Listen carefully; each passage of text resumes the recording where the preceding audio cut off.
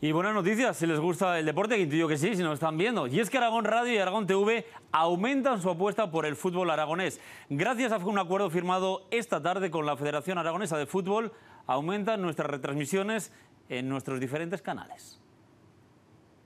La Corporación Aragonesa de Radio y Televisión mejora esta temporada su labor de promoción del fútbol aragonés gracias al acuerdo que ha firmado con la Federación Aragonesa de Fútbol y que alcanza los 20 clubes de tercera división.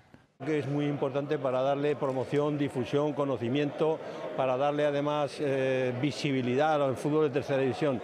Que el fútbol de tercera división, desde luego en Aragón, tiene un nivel muy interesante y que es muy competitivo.